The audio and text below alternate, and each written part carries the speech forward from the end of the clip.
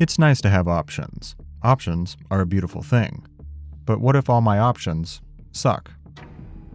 I could have many ways of locating a part in the mill, for instance.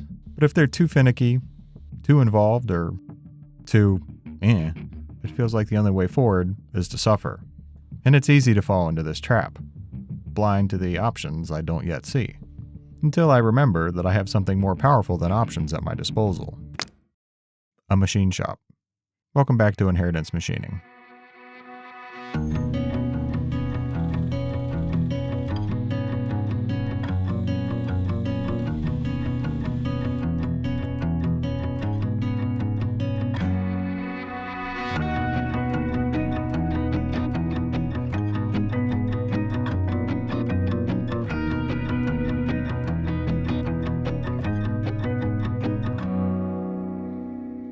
So what offensively common machining task am I going to make an offensively elaborate solution for today?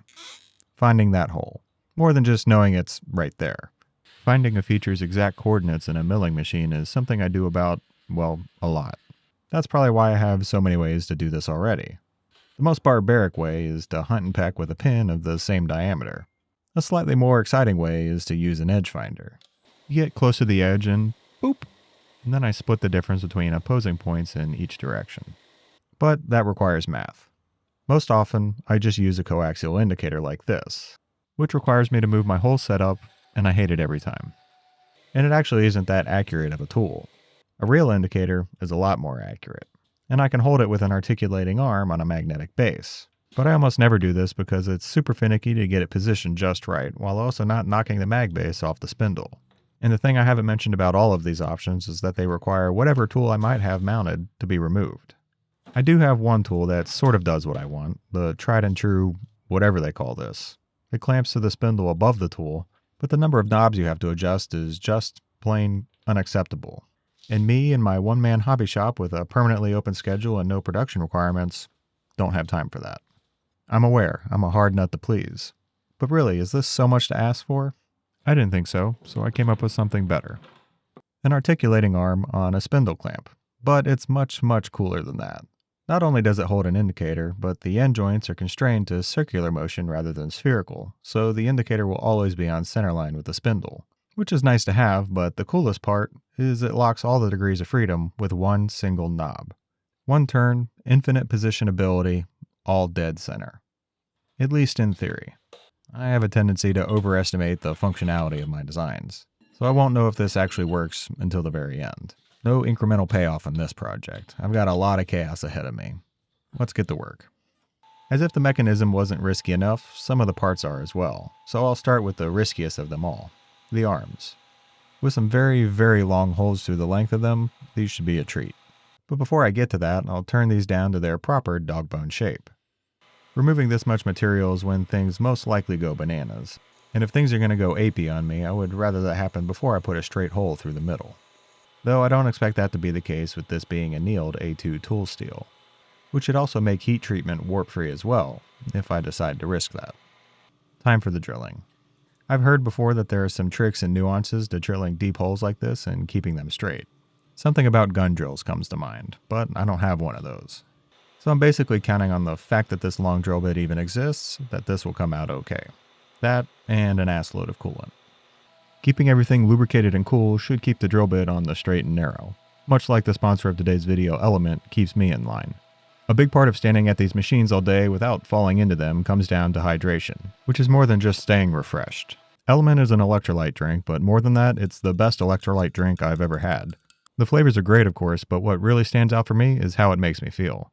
I start my days early with a hard workout, then spend the rest of it running these machines, producing these videos, and juggling my young'uns, which is enough to bring anyone to their knees. But when I drink an Element, or 3, throughout the day, the fatigue doesn't come.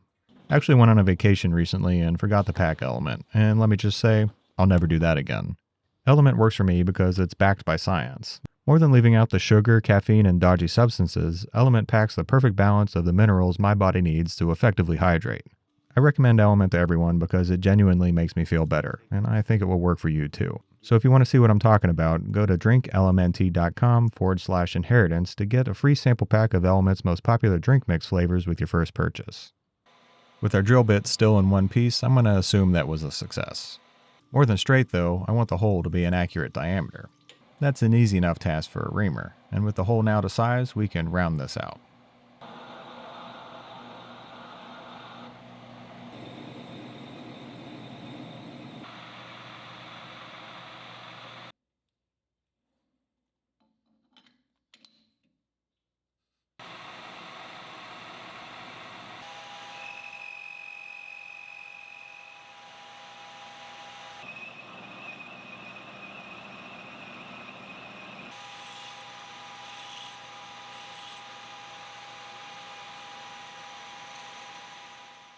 That looks like it came out great, doesn't it?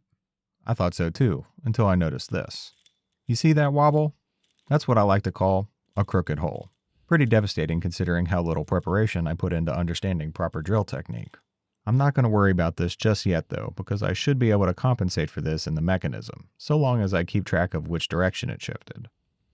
Onward and millward. The ends are a little too round for my needs, so the fly cutter flattens them out, leaving a nice finish.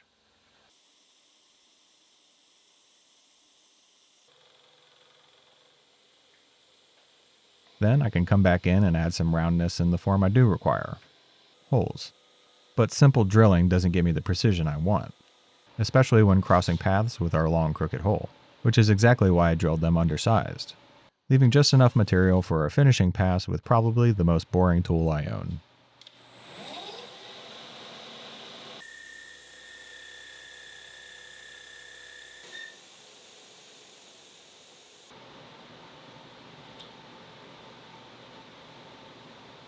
Flipping Fido's favorite treat over, I'll flatten out this side as well.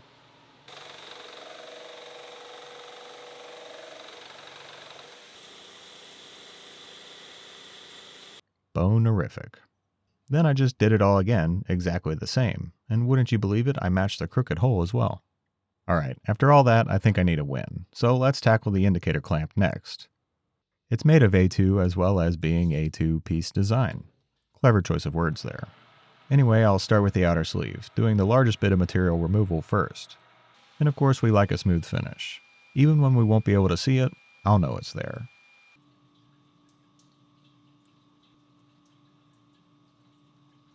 What's on the outside is just as important as the inside, so I'll slim this down as well out here, leaving a fancy little fillet for the eye to catch on. Before I part this off though, I'll take advantage of the excess stock for some fun over at the mill, making sure to snag a drill on the thin wall of the sleeve, before finishing the cross hole out with the boring head. Because again, we like a good fit.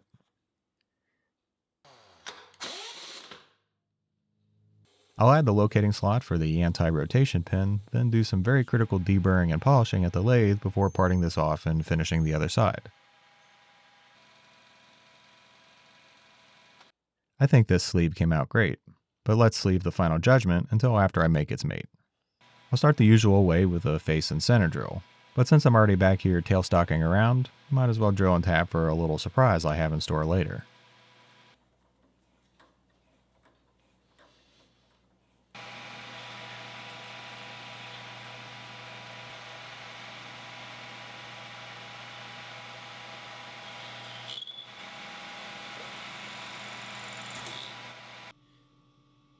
That's not the surprise I had in mind.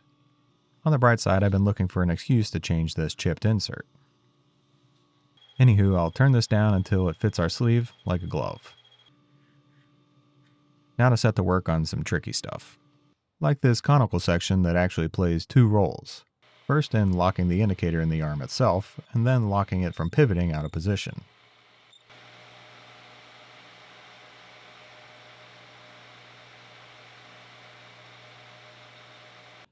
The rest of the fun stuff is for the mill, like drilling a hole for the anti-rotation pin, hammering in the anti-rotation pin, and finally shortening the anti-rotation pin. Oh, and I can't forget drilling and boring for the indicator as well. The final touch is a filed radius on the parted face. We love a domified end. But better than that, we have some of our first parts to fit together. And they look freaking fantastic. Just goes to show you can never go overboard on the aesthetics. And I'm one of those lucky bastards that can say his wife sees things the same way. Because more than putting up with my idiosyncrasies, Paige not only makes these videos and stories beautiful, but also creates a beautiful home. literally. When she heard we were sponsored by Send Cut Send, she straight up designed and ordered this beautiful custom dish rack for our kitchen, by herself. Send Cut Send then made the work look easy by laser cutting, bending, and powder coating all the components. Even these gigantically long bends came out great and at the specified angle. Satisfying. Needless to say, Paige was pleased. Check out the link in the description to get 15% off your next order with Send Cut Send. Back at the project at hand, the way this is coming out is really getting me going. I'm having all sorts of knobby thoughts. So let's do something about that next. I feel like it's a sin at this point to not make a knob out of brass, so we're going to use brass. Obviously the color is spectacular, but even more exciting is machining it. I mean, look at those chunkalicious chips. It's like machining shiny cheese. And after a whopping 3 passes, the roughing is done and we can add the fancy stuff. Like a fillet, which again is no problem for this luscious metal. This wouldn't be much of an adjustment knob without a threaded hole, so we'll take care of that real quick, then finally add our first chamfer of the day. Truly, I'm sorry this took so long. I'll try to make up for it in the back half.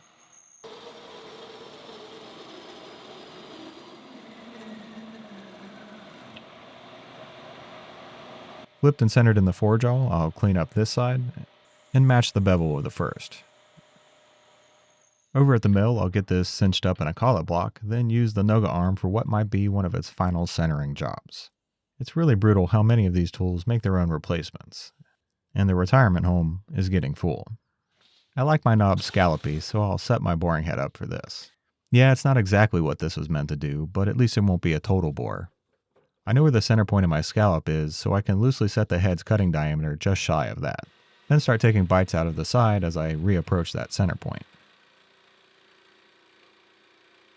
And once there, take a measurement to the opposite side to see that I inadvertently set the head to the exact right radius on the first try. Which probably sounds really lucky to you, but scared the hell out of me. I like cutting it close, but not that close. I promised you more chamfers, so here we go. And better yet, I get to make use of my latest build. Making tools to make more tools to use on my tools makes me happy.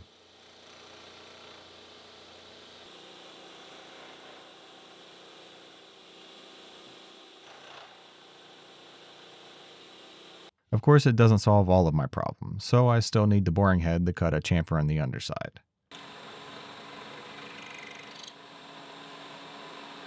All the littler chamfers are quick enough to add with the tickle of a file and viola, one tri-scallop knob.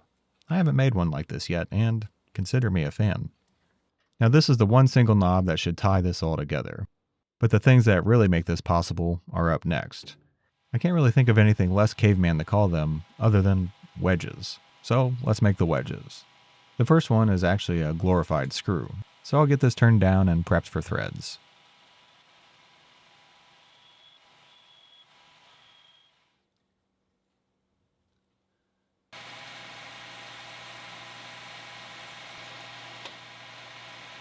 Of course, I didn't realize until just now that the pitch I chose required a change of gears, which isn't exactly my favorite thing to discover after I've already got the collet chuck set up.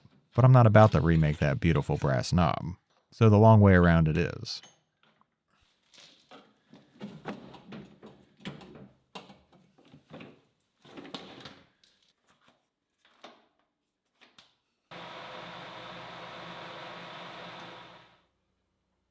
Touch pass looks good, so let's make some threads.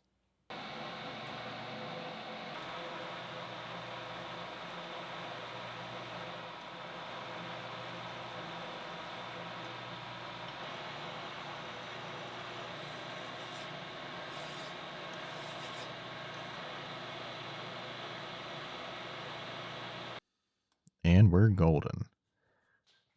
The wedge is actually a job for the mill, which should have been the easiest thing in the world for this chamfer cutter.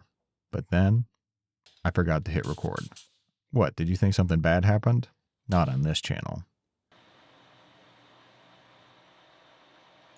After parting, the final end is cleaned up and we can start on wedge number 2, which is even simpler with just a diameter, a bore, a chamfer, a part, and a finish. I also quickly whipped up this bushing to round out our wedge assembly, meaning we only have a few more parts to make before we can see if this is all going to work. Up next are the push rods. The simple pins that pass through the long crooked holes in the arms, except for one problem. It appears that our crooked holes came with a little extra pizzazz. They're bent. I can't even get this slightly undersized starting stock to pass all the way through. But I have an idea. I really only need this close fit near the ends of the rod. So what if I just turn down the middle a bit to give room for the curvature in our bores? Of course, turning something with this much stick out, well, just isn't going to work. So I whipped up this little support that I can hold in the tailstock chuck.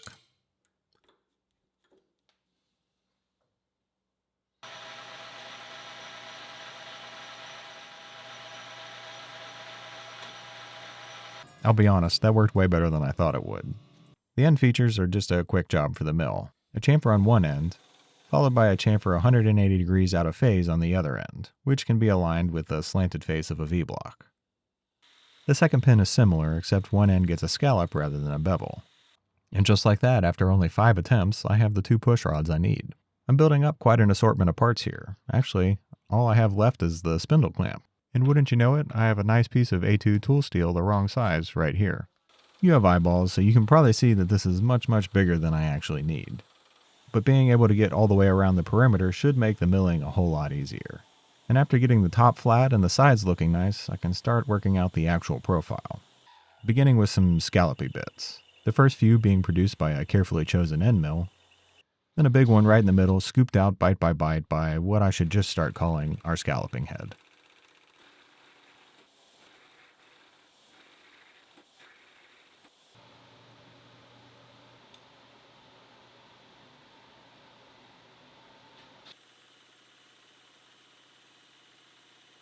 Following that is breaking not 1, but 2 quarter-inch end mills, within seconds of each other no less.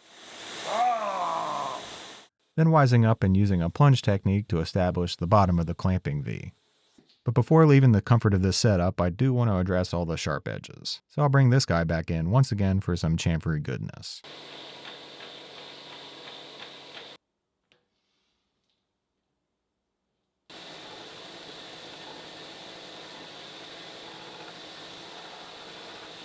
The shallow 15-degree angle of the V means that I can just rotate my vise right on the table, tramming it with an angle block.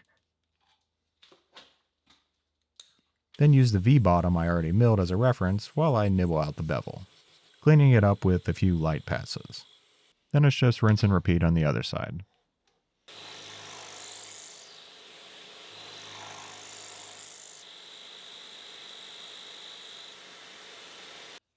And now I'll raise the bar for most boneheaded move, probably ever, because for some reason I thought the only possible way to relieve our part from the rest of the block was with a well-saturated slitting saw, which very promptly broke, but fortunately not as catastrophically as the second.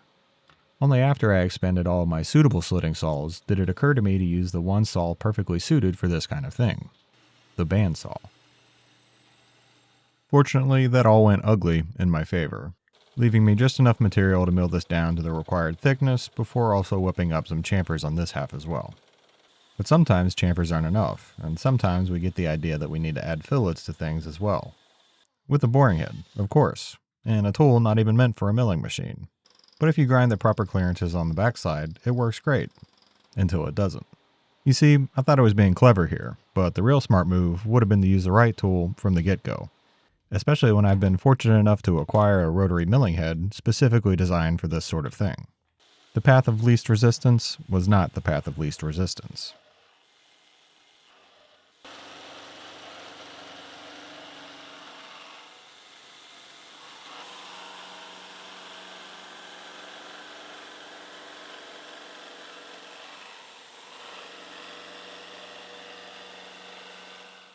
Two tapped holes and a big ol' honkin' chamfer large enough to make your grandma cry later, and we've got ourselves a clamp.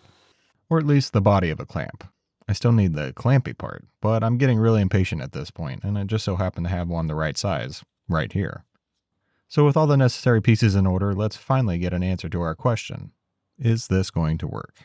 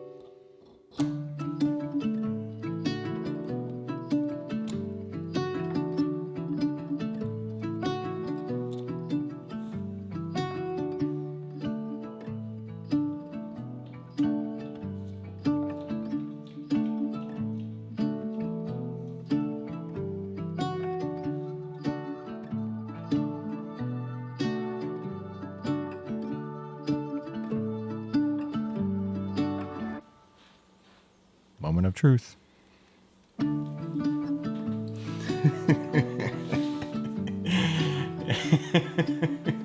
Yeah. Oh, it works. I think the maniacal laughter is a good sign, as is the fact that that arm doesn't move at all. I can change it to literally any position and it just stays there, all with one single twist of a single knob. But I can't forget to mention the other important features, like the fact that this particular arm will always keep the indicator on center line of the spindle, which not only acts as a visual aid when making the rough alignment, but also allows for a safe and easy setup on tiny features as well. And the fact that this arm can do all of this without actually having to remove any tools from the spindle is just the kind of cherry on top I like. And just in case you forgot, one knob. Yes, I know this kind of thing already exists, but to make one myself and it actually work, it basically doesn't get better than that. And with our concept proven, I think this build deserves a little extra loving, just to make sure it truly is inheritance quality.